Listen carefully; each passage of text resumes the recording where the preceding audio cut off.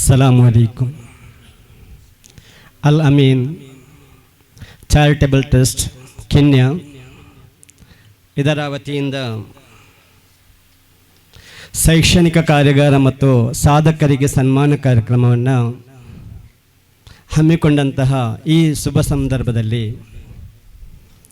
ಇದರ ಅಧ್ಯಕ್ಷತೆಯನ್ನು ವಹಿಸಿರುವಂತಹ ಜನಾಬ್ ಆರಿಫ್ ಕಿನ್ಯಾರವರಿಗೆ ಹಾಗೂ ಈ ಸಮಾರಂಭದಲ್ಲಿ ಸನ್ಮಾನಿಸಲ್ಪಡುವಂತಹ ಹಿರಿಯರು, ನನ್ನ ಮಾವರು ಹಾಗೂ ನನ್ನ ಊರಿನವರು ಆದಂತಹ ಪದ್ಮಶ್ರೀ ಪುರಸ್ಕೃತರು ಡಾಕ್ಟರ್ ಅರೇಕಳ ಆಜಬ್ಬರವರೇ, ಹಾಗೆ ಇನ್ನೋರ್ವ ಸಾಧಕ ನನ್ನ ಭಾವ ನಿವೃತ್ತ ಪ್ರಾಧ್ಯಾಪಕರು ಹಾಗೂ ನಿವೃತ್ತ ಪ್ರಾಧ್ಯಾಪಕರು ಆದಂತಹ ಜನಾಬ್ ಮೊಹಮ್ಮದ್ ಸರ್ ಅವರೇ, ಇನ್ನೋರ್ವ ಸಾಧಕ ಅಬ್ದುಲ್ ಫವಾಜ್ ಕಿನ್ಯಾರವರೇ, ಹಾಗೂ ಈ ವೇದಿಕೆಯಲ್ಲಿರುವಂತಹ ಗಣ್ಯರೇ, ಅದರಲ್ಲಿ ಪ್ರಾಮುಖ್ಯವಾಗಿ ಅಬ್ದುಲ್ ಖಾದರ್ ಅವರೇ, ಮುಖ್ಯೋಪಾಧ್ಯಾಯಿನಿ ಶುಭಾ ಕುಮಾರಿಯವರೇ, ಸರಪಿ ಜುಮಾ ಮಸೀದಿಯ ಅಧ್ಯಕ್ಷರಾದಂತಹ ಜನಾಬ್ ಮೊಹಮ್ಮದ್ ರವರೇ, ಜನಾಬ್ ಮೂಸಾ ಹಾಜಿಯವರೇ, ಜನಾಬ್ ಅಬೂಬಕರ್ ಹಾಜಿಯವರೇ, ಜನಾಬ್ ಮೊಹಮ್ಮದ್ ತೌಸೀಫ್ ಕಕ್ಕಿಂಜೆಯವರೇ, ಮೊಹಮ್ಮದ್ ಖಾದರ್ ನಾವೂರ್ರವರೇ ಹಾಗೂ ಹಮೀದ್ ಕಿನ್ಯಾರವರೇ, ಅದೇ ರೀತಿ ಈ ವೇದಿಕೆಯಲ್ಲಿ ಇರುವಂಥ ಇತರ ಗಣ್ಯರು, ಅಲ್ ಅಮೀನ್ ಟ್ರಸ್ಟಿನ ಪದಾಧಿಕಾರಿಗಳು ಹಾಗೂ ಸದಸ್ಯರು ಹಾಗೂ ಊರಿನ ಮಹನೀಯರೇ, ವಿದ್ಯಾರ್ಥಿ ಮಿತ್ರರೇ, ಪೋಷಕರೇ, ಎಲ್ಲರಿಗೂ ಈ ದಿನದ ಶುಭಾಶಯಗಳನ್ನು ಹೇಳುತ್ತಾ ಈ ಸಮಾರಂಭದಲ್ಲಿ ಅತಿಥಿಯಾಗಿ ನನ್ನನ್ನು ಕರೆದು ಮಾತನಾಡಲಿಕ್ಕೆ ಅವಕಾಶವನ್ನು ಮಾಡಿಕೊಟ್ಟದ್ದಕ್ಕೆ ಬಹಳಷ್ಟು ಸಂತೋಷವಾಗ್ತಾ ಇದೆ. ಅಲ್ ಅಮೀನ್ ಸಂಸ್ಥೆ ಬಗ್ಗೆ ನಮ್ಮವರು ಹೇಳಿದ್ರು, ಸಮಾಜದಲ್ಲಿ ಸುಶಿಕ್ಷಿತ ಸಮಾಜವನ್ನು ನಿರ್ಮಿಸಲಿಕ್ಕೋಸ್ಕರ ಶೈಕ್ಷಣಿಕ ಕಾರ್ಯಾಗಾರ, ಶೈಕ್ಷಣಿಕ ಮಾಹಿತಿ, ಪ್ರತಿಭಾವಂತರಿಗೆ ಅಭಿನಂದನಾ ಕಾರ್ಯಕ್ರಮ ಹಾಗೂ ಶಿಕ್ಷಣ ಕ್ಷೇತ್ರದಲ್ಲಿ ಸಾಧನೆಯನ್ನು ಮಾಡಿದಂತಹ ಬಹಳಷ್ಟು ಮಹನೀಯರಿಗೆ ಸನ್ಮಾನ ಕಾರ್ಯಕ್ರಮವನ್ನು ಸುಮಾರು 23 ವರ್ಷಗಳಿಂದ ನಡೆಸಿಕೊಂಡು ಬರ್ತಾ ಇದ್ದಾರೆ ಎನ್ನುವಂಥದ್ದು ದೊಡ್ಡ ಸಾಧನೆಯೂ ಕೂಡ ಹೌದು. ಅದರೊಟ್ಟಿಗೆ ಸಮಾಜದಲ್ಲಿ ಉತ್ತಮ ಆರೋಗ್ಯ ರಕ್ಷಣೆಗಾಗಿ ಆರೋಗ್ಯ ಅರಿವು ಕಾರ್ಯಕ್ರಮವನ್ನು ಕೂಡ ನಡೆಸಿಕೊಂಡು ಬರ್ತಾ ಇದ್ದಾರೆ. ನುರಿತ ವೈದ್ಯರಿಂದ ವೈದ್ಯಕೀಯ ತಪಾಸಣೆ, ರಕ್ತದಾನ ಶಿಬಿರ ಮುಂತಾದ ಸಮಾಜಮುಖಿ ಸೇವೆಯನ್ನು ಗೈಯುವಂತಹ ಈ ಅಲ್ ಅಮೀನ್ ಸಂಸ್ಥೆಗೆ ನಾನು ಆಭಾರಿಯಾಗಿದ್ದೇನೆ.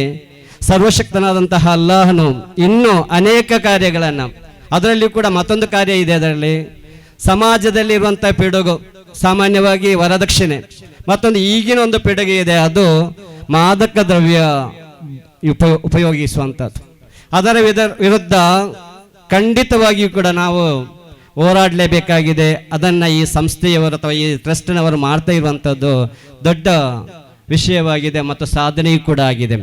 ಸರ್ವಶಕ್ತನಾದಂಥ ಅಲ್ಲಾಹನು ಇನ್ನೂ ಅನೇಕ ಕಾರ್ಯಗಳನ್ನು ಮಾಡಲಿಕ್ಕೆ ಅನುವು ಮಾಡಿಕೊಳ್ಳಿ, ಅನುಗ್ರಹಿಸಲಿ ಅಂತ ಪ್ರಾರ್ಥಿಸ್ತಾ ಈ ದಿನದಲ್ಲಿ ನನಗೆ ಅವಕಾಶ ಕೊಟ್ಟದ್ದಕ್ಕೆ ಹೆಚ್ಚು ಮಾತನಾಡಲಿಕ್ಕೆ ಬಯಸುವುದಿಲ್ಲ.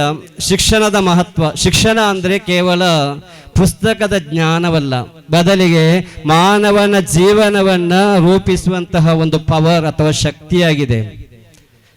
ಶಿಕ್ಷಣವನ್ನು ಪಡೆದಾಗ ನಮ್ಮ ಆಲೋಚನೆಗಳು ವಿಸ್ತಾರವಾಗುತ್ತೆ, ಶಿಕ್ಷಣದಿಂದ ನಮ್ಮ ವ್ಯಕ್ತಿತ್ವ ವಿಕಸನವಾಗುತ್ತೆ ಹಾಗೂ ಮುಂದಿನ ಜೀವನ ಭವಿಷ್ಯ ಕೂಡ ಏನಾಗುತ್ತೆ, ಒಳ್ಳೆಯದಾಗುತ್ತೆ. ಪ್ರೀತಿಯ ವಿದ್ಯಾರ್ಥಿಗಳೇ, ಈಗಿನ ಕಾಲದಲ್ಲಿ ಸ್ಪರ್ಧಾತ್ಮಕವಾದಂತಹ ಯುಗ, ಈ ಯುಗದಲ್ಲಿ ಪ್ರತಿಭೆಗೆ ಮಾತ್ರ ಅವಕಾಶಗಳಿರುವಂಥದ್ದು. ವಿದ್ಯಾರ್ಥಿಗಳು ಏನಾಗಬೇಕು, ಪ್ರತಿಭೆಗಳಾಗಬೇಕು ಅಥವಾ ಪ್ರತಿಭಾವಂತರಾಗಬೇಕು. ಅದಕ್ಕಾಗಿ ವಿದ್ಯಾರ್ಥಿಗಳು ಏನು ಮಾಡಬೇಕು, ಚೆನ್ನಾಗಿ ಕಲಿಬೇಕು, ಪುಸ್ತಕದ ಅರಿವನ್ನು ಪಡಿಬೇಕು, ಅದರೊಟ್ಟಿಗೆ ಅನೇಕ ಹೊಸ ಹೊಸ ವಿಚಾರಗಳನ್ನು, ಸಂಶೋಧನೆಗಳನ್ನು ಮಾಡಬೇಕು. ಮತ್ತು ಎಲ್ಲ ವಿಷಯಗಳನ್ನು ಕ್ವಶನ್ ಮಾಡುವ, ಪ್ರಶ್ನೆ ಮಾಡುವಂತಹ ಗುಣ ನಿಮ್ಮಲ್ಲಿ ಇರಬೇಕು. ಆವಾಗ ಮಾತ್ರ ಅದು ಪೋಷಕರಲ್ಲಿರ್ಬೋದು, ಶಿಕ್ಷಕರಲ್ಲಿರ್ಬೋದು, ಸಮಾಜದ ಮಹಾನ್ ವ್ಯಕ್ತಿಗಳಲ್ಲಿ ಕೂಡ ನೀವು ಪ್ರಶ್ನೆಯನ್ನು ಮಾಡಬೇಕು. ಅದು ಯಾಕೆ ಹಾಗೆ, ಅದು ಯಾಕೆ ಹೀಗೆ, ಅದು ಆಗಾಗಬಾರ್ದಾ ಈಗಾಗಬಾರ್ದಾ ಎನ್ನುವಂತಹ ಕ್ವಶನನ್ನು ಹಾಕಿದಾಗ ಆ ವಿಚಾರದ ಬಗ್ಗೆ ತುಂಬ ಅನುಭವಗಳು ನಿಮಗೆ ಸಿಗುತ್ತೆ. ಕೇವಲ ಪುಸ್ತಕದ ಮಾತ್ರ ಓದುವಂಥದ್ದಲ್ಲ. ಈಗಿನ ಕಾಲ ತಂತ್ರಜ್ಞಾನದ ಯುಗ ಗೊತ್ತಿದೆ ನಿಮಗೆ. ಮೊಬೈಲ್, ಇಂಟರ್ನೆಟ್, ಈಗ AI ಬಂದಿದೆ, ಆರ್ಟಿಫಿಷಿಯಲ್ ಇಂಟೆಲಿಜೆನ್ಸ್. ಅದಕ್ಕೆ ಹೆಚ್ಚು ಜನರು ಹೆಚ್ಚು ಉಪಯೋಗವನ್ನು ಪಡೆದುಕೊಂಡು ನಮ್ಮ ವಿದ್ಯಾರ್ಥಿಗಳು ಪ್ರತಿಭಾವಂತರಾಗಲಿಕ್ಕೆ ನೋಡಬೇಕು. ಮತ್ತೊಂದು ಪ್ರಾಮುಖ್ಯವಾದಂಥ ವಿಷಯ, ಯಾವುದೇ ಒಬ್ಬ ವ್ಯಕ್ತಿ ಯಶಸ್ಸನ್ನು ಕಾಣಬೇಕು, ಸಕ್ಸಸ್ ಆಗಬೇಕಾದ್ರೆ 3 ಗುಣಗಳಿರಬೇಕು. ಒಂದು ಪರಿಶ್ರಮ, ಎರಡನೇದು ಸಹನೆ, ಮೂರನೇದು ಆತ್ಮವಿಶ್ವಾಸ. ಪರಿಶ್ರಮ ಪಡದೆ ಯಾವುದೇ ಸಾಧನೆ ಪಡಲಿಕ್ಕೆ ಸಾಧ್ಯ ಇಲ್ಲ.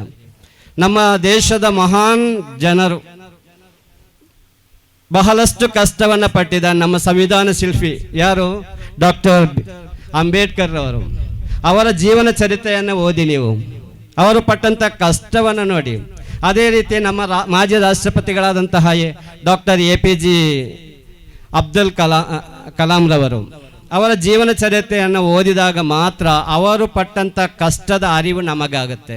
ಅದೊಂದು ಪಾಠವಾಗಿದೆ ನಮಗೆ. ಅದು ಬೇಡ, ಈಗ ನಮ್ಮ ಮುಂದೆ ಸನ್ಮಾನಿಸಲ್ಪಡುವಂತಹ ನಮ್ಮ ಹಿರಿಯರು